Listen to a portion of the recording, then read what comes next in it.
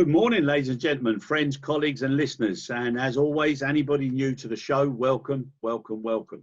Now, we try and get characters of the industry on the show and also interesting subject matter. Got a double on today's event. So we've got Jason Pearson from Air Canada, who's the Manager of Strategic Procurement, Airside, Transportation and Logistics. And procurement is a subject matter that I love to cover. And without putting Jason under too much pressure, he's coming from the dark side, as so many people feel with procurement. Only joking, Jason, you're welcome. And if you wouldn't mind, just give us a little bit of a background as to where you came from and what your main accountabilities are. Yeah, so my background is in economics and finance. So I'm definitely a numbers guy and a math guy, and that's what I enjoy doing. So I joined Air Canada about 10 years ago, and I started off in real estate, doing kind of a procurement role in real estate. And for the last 5-6 years now, I've been in the Airside, which includes everything that's kind of anything post-security, but predominantly ground handling with respect to procuring services for Air Canada. So thank you for having me, Chris. Appreciate it. It's a great pleasure. It's a great pleasure.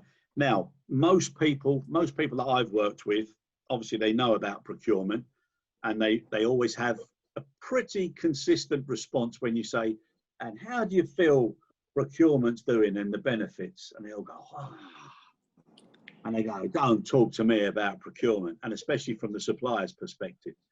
But what we want to do today is dispel that notion and give a little bit of insight into the science behind it. So what I think we should do to start with is if we go through the procurement process, obviously starting with the procurement planning, and then we go all the way through the steps right up until contract management. Then hopefully people will get a little bit of a feel for it, and then we'll be able to, challenge and push and see where we go with it. Is that okay? Sounds great. So, my learned friend, ops procurement planning. Well, I think that the notion of it being a daunting task is maybe an impression you get at the onset of a project. But I think that once the project is complete, if it's done correctly and the proper steps have been followed, where the objectives are set, the specifications are clear with the internal client, with other members of the company, I think that at the onset, it does seem like a daunting task, and it does seem laborious, and it does seem to be a lot of red tape. But I think at the end of the process, if it's well done, I think everyone's quite happy, and I think that's what we aim for. Okay, very good. Now, obviously, if it's done well, like you said, it provides value-adding activities. Then hopefully organisations are leaning more, especially now, towards digital transformation. So you're getting data-driven decision-making and also customer-centric service delivery, as well as the skills behind procurement. So what I've done is I've got in my head the basic steps of procurement, which would be planning, the requirement definition, then sourcing, selection of the procurement strategy, preparation and issuance of selection documentation, then the receipt and opening of offers, the evaluation, contract review and award, and then the contract finalization and issuance. And probably one of the most important things is the contract management thereafter. Now, is that pretty okay as far as a general process? Well, I think that there's always room for improvement. I think that really comes in a lot of companies struggle with communication, and it's the idea is that there's a procurement process, and certain aspects, there's certain value that's supposed to be brought to the company from the procurement process, and those are in the contract. So the contract is 40, 50, 60 pages, and you got one that have the that deal with pricing. And there's a lot of focus on that one page after the contract has been signed, but there's not a lot on the other 59 pages. So, or what have you. So I think that the contract management, I think that's all about communication between the stakeholders, the people that are working with the contract, and the procurement team. And I think that in many organizations, you see this, that communication is key, and it's key there too, to have that proper any SLAs, metrics, regular meetings with your suppliers, etc. That there's proper feedback between the procurement team and the people that are running the ops. Okay, now I agree with that. Now you've covered two things there that are very important, which is the SLA, and then also the review of how the performance is going based on things that the supplier should actually be doing as part of their own culture and their own management focus. Now I've worked all over the world and with many airlines and many handling companies, and one of the things that I see as a problem is, if we say from a carrier's perspective, they like to put as many things as possible in an SLA, and that SLA can be quite a daunting document. And then obviously from the GHA's perspective, they want to put as least as possible into the SLA so that they're confident of managing it. Now, irrespective whether it's really full of detail or it's just got the basics, the one thing that I find disappointing in the whole process is that both sides seldom manage it effectively and measure it effectively. Do you have any ideas on how to improve that, or at least make it more effective for both parties? Well, I think that, yeah, SLAs can be daunting, and they can, they've kind of, I think that as time goes on, they kind of grow, and I think they miss the point that the SLA is really supposed to represent the business objectives. And when you look at any company and you look at kind of core objectives, it's not a 10, 15 page document. There's several very core objectives. So I think that I agree with you that SLAs have gotten kind of large, and it's things that aren't measurable either. You talked about analytics, and I think that that's one thing that is important in an SLA, is that it be fairly condensed into what the business objectives are, that it be something that's measurable, and ideally it's done through analytics, so that it's almost automatic. Yeah. And that way you could show the supplier, you can show the internal client, you can show yourselves that kind of so you know that the business objectives are X, Y, Z, and they're measured through the different formats, and then we have the analytics to back up those metrics. Exactly, and I think that's one of the areas where it falls down, is not having a dashboard that both parties have got access to and agree to.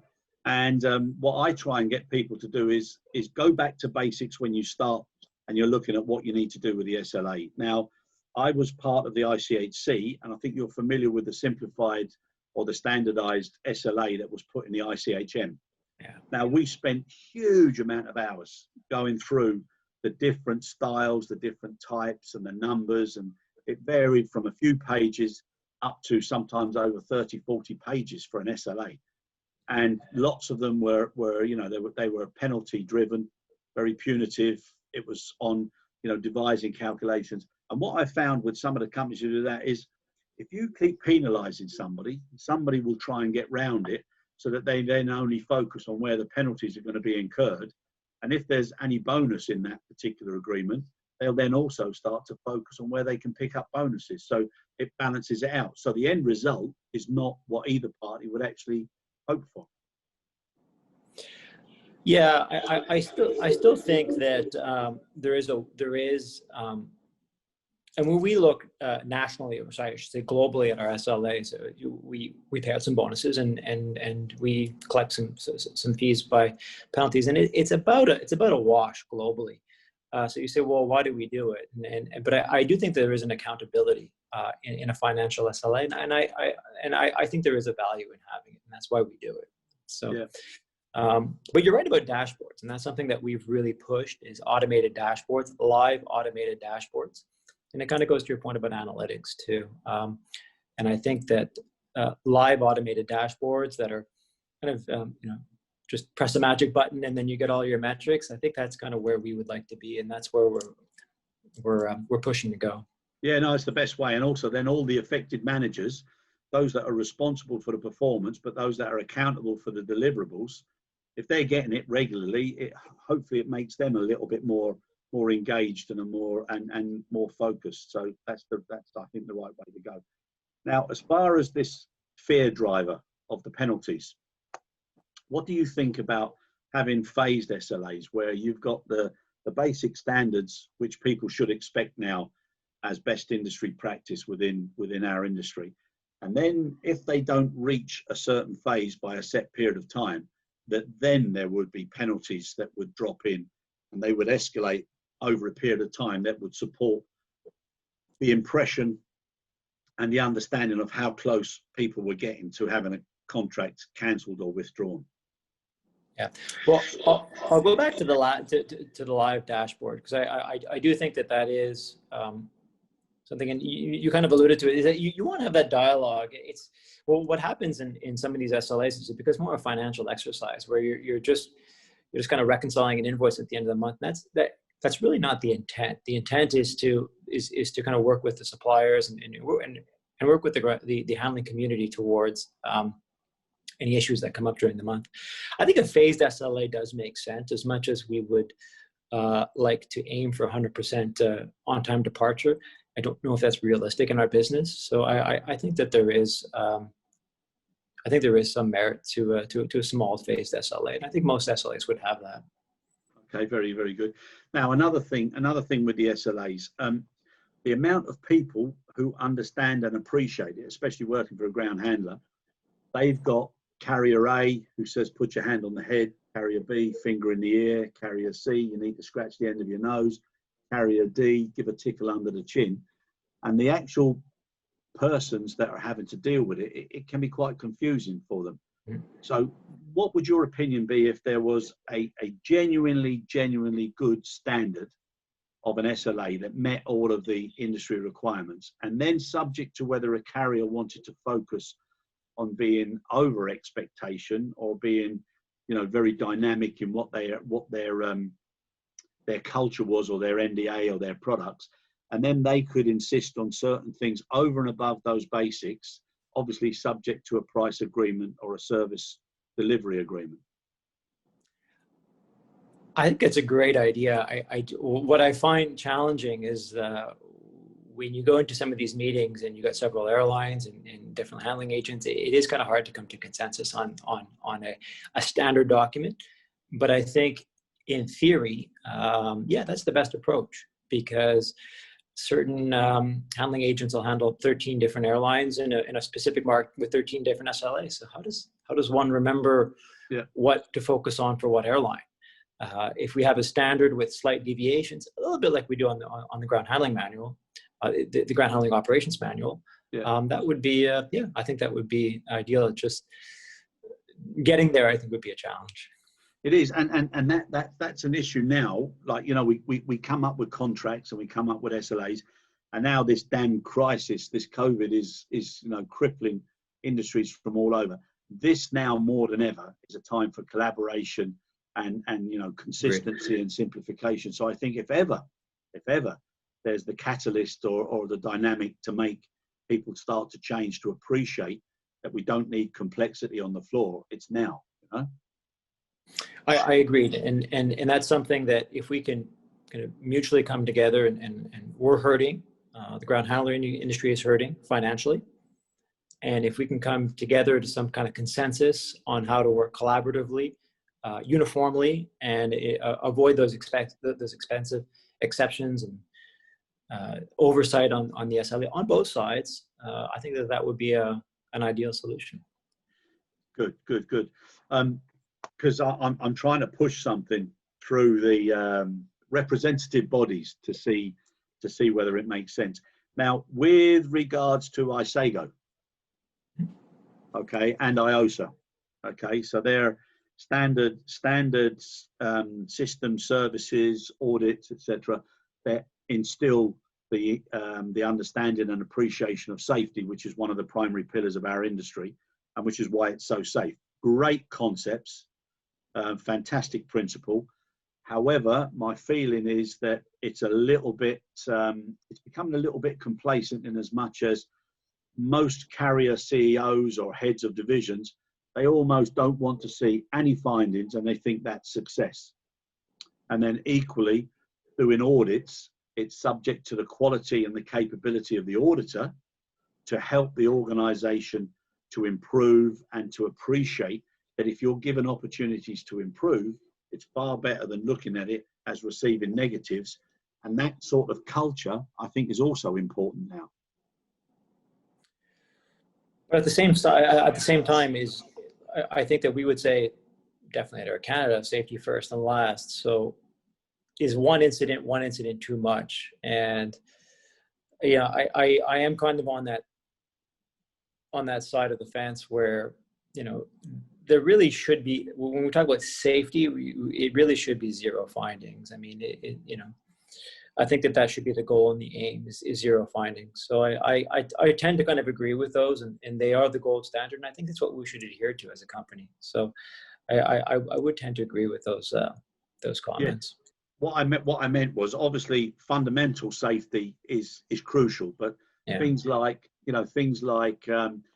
having a process that's probably not exactly how it's practiced on the ground, about having just culture reporting, about having the confidence in people on or around an aircraft that if they do touch an aircraft or if they do have any damage, that they know the most important thing to do is to report it rather than hope that it won't be found. And it's that openness of management and various countries, organizations, cultures to say, look, the most important thing in safety is to identify if you've done something that could affect it. Agreed. So that's, you know, that's where I'm trying to focus on. Yeah, no, I definitely agree with that. And I think that those have to be embodied in the IOSA or the SAGO. Yeah, reporting is important. And the question is, should that even be incentivized? So I agree that I think that, you know, zero findings and also a proper reporting culture are both important. So I mean, it's a tough question. It's hard to kind of you know, where do you give out? And I think that zero findings and an open reporting culture are both important. So you know, is there a happy medium or is it kind of both? I don't know. Yeah, one's a target, obviously a clear target and a must, and then the other one is what happens if there's any deviation from that target. So yeah, I agree with you there. Now another question: audits.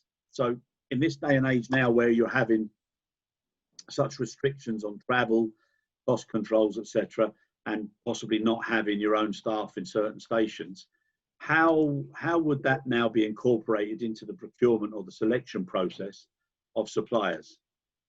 So are you including, you know, a lot more emphasis on formal self-assessment, verification of validated items? Are you changing the way that you know, that the selection process will be carried out in the future? I think it's the same process. It's just certain things are done virtually, and but I think the steps is the same. It's just kind of a different market out there, and things are done virtually. And yeah, no, I don't know if there's really any changes yet. And we'll see as that. I think what happened also is we kind of had a shutdown. And I don't know if we're really, if we've kind of tested it to its full extent yet, but I think that for now we're kind of status quo with certain things that we used to do on site or things that we used to do in person. We're doing it virtually now. So yeah, and it is working, huh? It's working. Yeah, it's working. Yeah, good. Now, another important area: risk and building risk into the procurement process. So I mean, I think people now are a lot more focused on the effectiveness of their QHSS&E team, and also their own self-assessment and internal audits, and covering emergency response, business continuity, and sustainability. So there's a lot more emphasis there to make sure that whoever you choose to represent you wherever and what they're doing, that choice has really been maxed out with a fair degree of risk assessment in there as well. Are you guys, you know, doing a lot more risk than you were before, or are you changing the way you're looking at certain partners' capabilities and deliverables? Are you talking like financial risk or insolvency No, I risk mean, or safety financial risk? financial is a tough enough one, which is more specialized. Yeah. No, but I'm talking about, you know, business continuity and contingency. So if there was a major issue on the ramp, if they didn't have enough equipment, if there wasn't a, you know, the correct preventive maintenance program in place, if they didn't have enough Cat 6 trained operation staff, etc.? I don't think we've gotten there yet. I think that specifically in the U.S., which is our largest market, foreign market, I think governments have kept the industry artificially high with respect to labor and GSE and infrastructure. So I don't think we've really had to make any decisions like that yet. I guess I go back to safety. If it's going to less staff from a safety perspective, or GSE infrastructure, I think that's something that that's a red line that we wouldn't cross. But I don't know if we've had to make that decision yet either. Okay, fair enough. And another question that pops up an awful lot is when people are looking at the contract and their SLA, one of the things that they request is either a full dedicated area or a full dedicated set of staff. What's your ideas on that?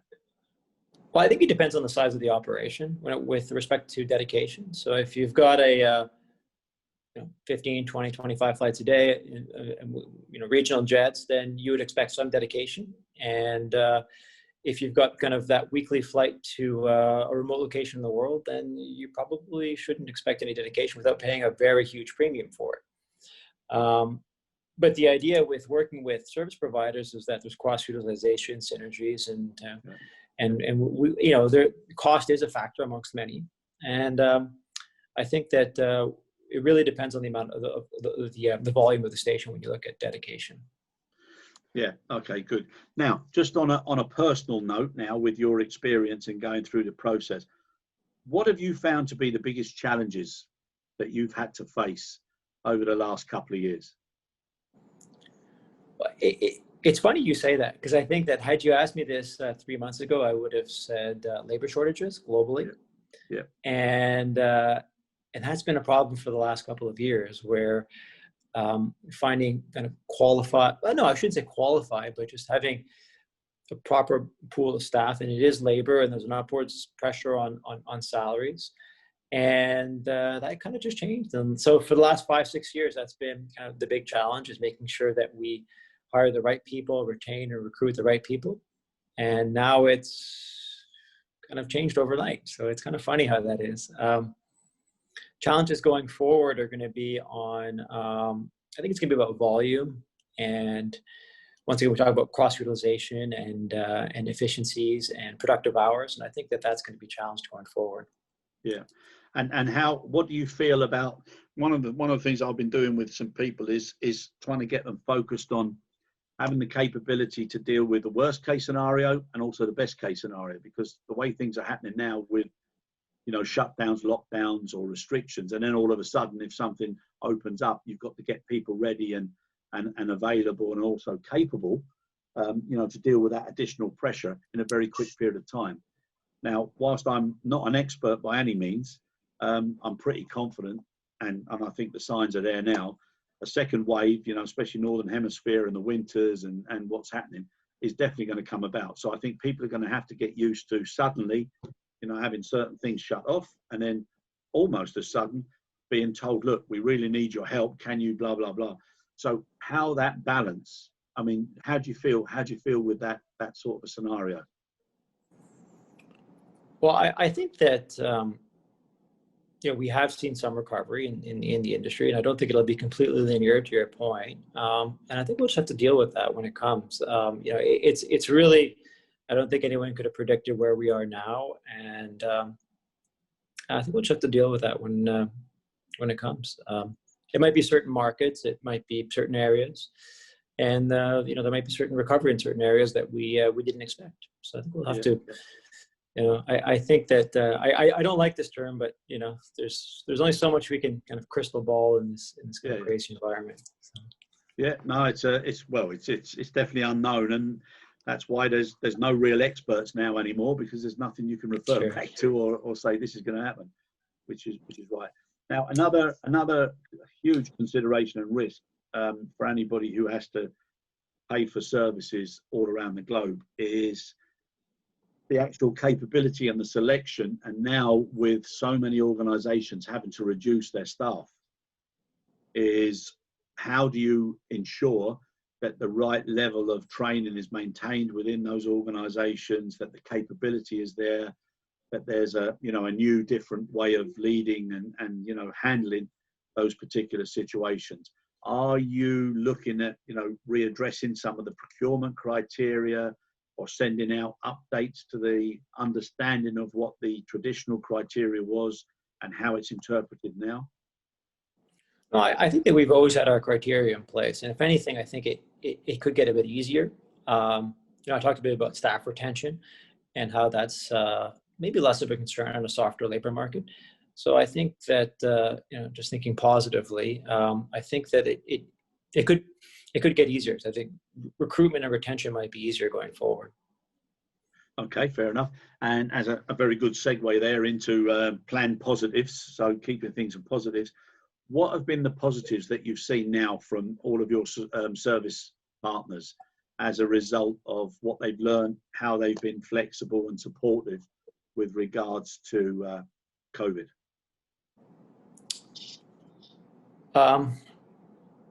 Yeah, I can't say there's anything in particular. I think that the industry recognizes that everybody's hurting, and you know, we're all in this together, and we're all working towards getting out of this. And it's not going to be an easy next couple of months or couple of years going forward. And I think that the industry recognizes that, from you know, the ground handlers to the different airlines, that we're all in this together. So I think that that's been that's kind of been a nice feeling that the community's kind of come together. Yeah, and I think, like, obviously now to give a good shout out to the frontline workers and everybody in the health industry, but also the guys on the ground, the handling agents. You know, some of the things they've had to do, and I'm sure you're aware of the term preighters. You know, where PPEs had to be loaded in the passenger compartments, and how much extra work and the difficulties of doing that. I mean, they've done an exceptional job. Absolutely, no, absolutely, and we were one of the first airlines to run main deck cargo operations, and it is very labor intensive, and it's tough. So I agree with you. Shout out to the frontline workers, and they've done a tremendous job. They've done a tremendous job, really. And well, I'm sure they'll be pleased to hear that. And then there'll probably be a follow-up question, which is, are we going to get paid any extra for that extra manpower? But we won't go into that. Now, also, I think a huge positive has been the speed of which the representative and regulatory bodies have changed things and pushed things out. So if we're talking about, you know, loading on main deck, EASA and the guidelines, the speed that things came out, you know, so that there was clear guidelines, again, from a safety perspective, I think that's been exceptional. It has been, yeah, it has been. I think that we would still like to some government restrictions lifted with respect to passenger travel. Yeah. But I think that you know, the little that did help with the cargo operation did help. But I think that we're still definitely really focused on opening the borders safely, and that's some government support that we haven't gotten that we would like to get. And when you say support, in what areas are you talking about there? Well, I'm talking about government restrictions and quarantines and bannings. Okay. You know, I think that's been a big issue in our industry. And in Canada, we've had some of the most severe government restrictions in the world. So that's been tough. So I mean, yeah, I do agree with the regulatory bodies with respect to the cargo operations, etc. But I think that, you know, overall the governments have been pretty tough on Air Canada with respect to like lockdowns and travel restrictions. Yeah, and it's some of it makes sense. I mean, for obviously, you know, for human reasons, but others, some of it doesn't make sense at all. And as a data-driven specialist, I think you'd see straight away. You see certain things from data, and you think, well, how can you be that restrictive in one area and not the other? It doesn't make sense. Another area with regard to capability of service providers under procurement. So obviously everybody is desperate for the vaccines. Now there's several organizations all over the world that are saying that they've now got a vaccine, but it just has to go through the final testing. then obviously it's got to be manufactured in huge numbers. One of the big problems that's going to come is the capability of the industry to actually handle all of that on a farmer basis. Mm-hmm. Now, as far as from a procurement perspective, is that also an area now where you're going to get some specialist support to redefine what would be expected of a service supplier if they're going to be involved in those transportation of vaccines? Yeah, that's being looked into. We had the whole PPE rush, and the following rush will hopefully be a vaccine or multiple vaccines. So Yeah. That's another thing, is that it could very well be, if we need to vaccinate 8 billion people, then it might be a multitude of vaccines and coming from different parts of the world. So that will, I think that'll be the next push into cargo, and we'll definitely have to address that. Yeah, I think I've seen a statistic that just to do half the expected requirement would take the equivalent of 8,000 freighters. Oh, geez, really? Wow. Yeah, which is a huge, huge volume and a huge amount of farmer facilities and cool chain capability that would have to be taken on board. Yeah, it's an amazing, amazing it time. is.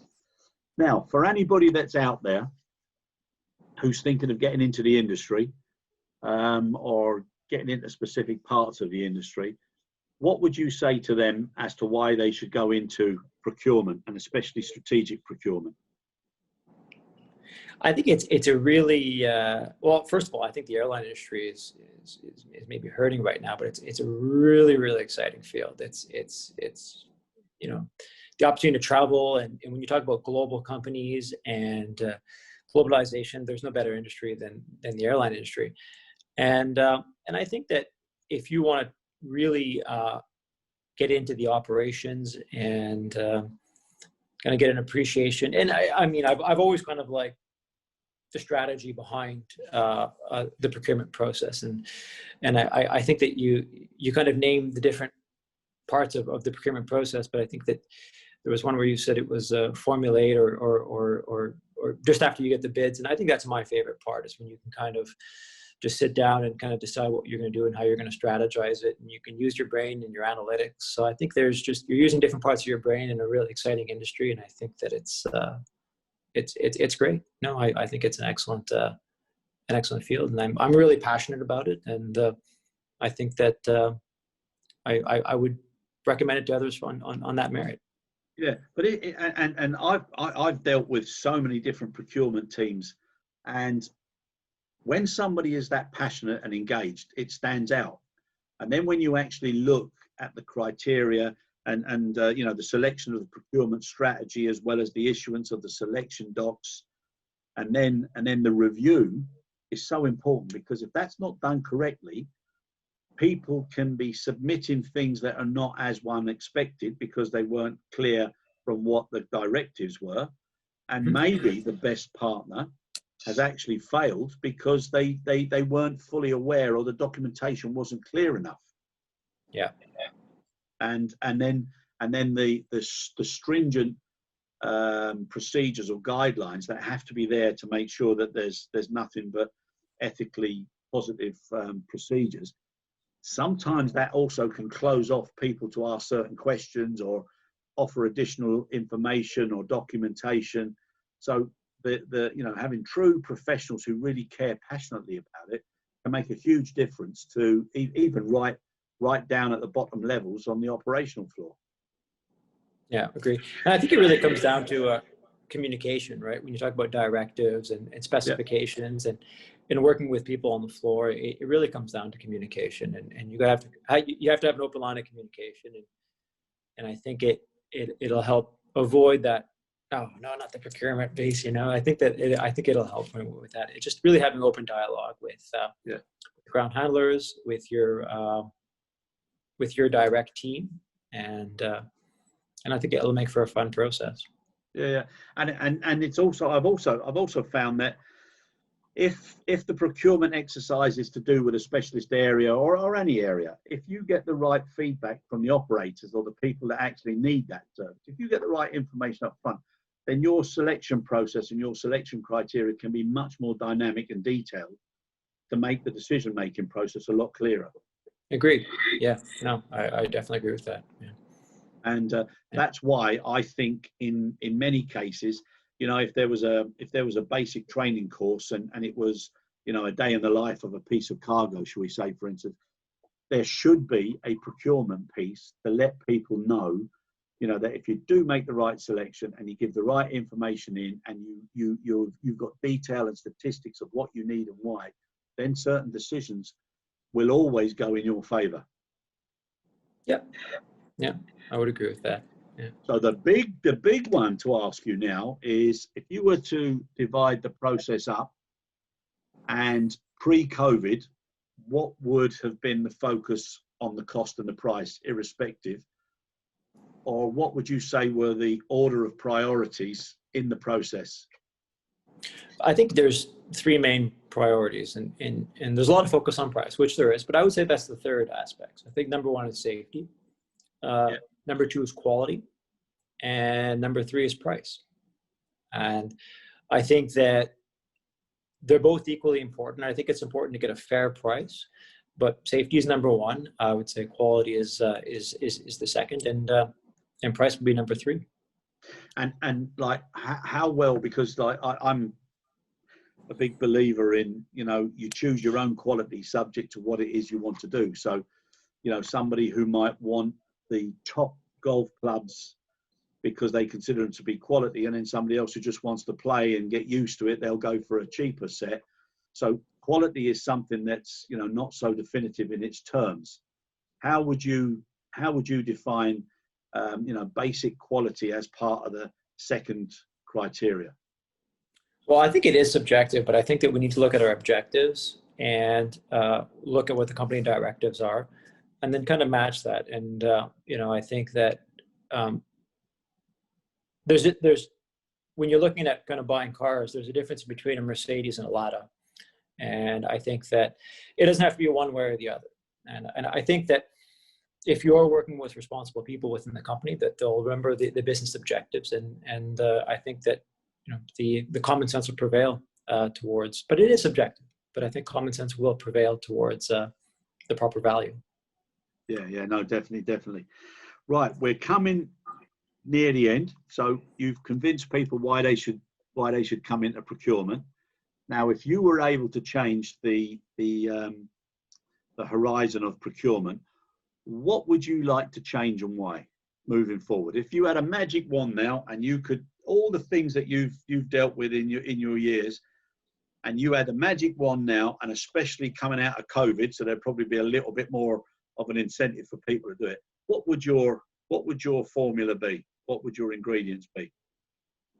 I think it would be, and it's funny, I think that at the onset you mentioned, oh no, procurement, I don't want to work with these guys, it's just red tape. And I think it would be to get over that hump, and that it is a partnership, it is a value added, and that by communicating and working together, I think that post-project, people see the value, and they enjoy going through the process. So I think it would be to kind of get past that hump. And I do think during COVID, people have started to work together, and communication has opened up, and I hope that that'll continue. Yeah, no, good, fair enough. So you're looking for a little bit more love up front, and being welcomed into the room instead of. That's well said. Very well said. Yeah, so very well said. There we go. Procurement wants a little more love in business. But seriously, I know we're a little bit tongue in cheek with that, but it's such an important and relevant part of the business, and especially now, you know, with so much customer-centric service delivery, that's so important to keep our customers, and the analytics. I mean, if we can get better data-driven decision making, then it helps everybody. So those dashboards are a must. And, I agree. Totally. Yeah. And thank you very, very much for your time, Jason. Really appreciate it. Thank you for having me, Chris. Appreciate it. I will let you know later whether or not I would try and get into procurement now if I had a second chance. All right. Well, sounds good. Really appreciate it. Thank you very, very much indeed. Thank you. Thanks. Cheers.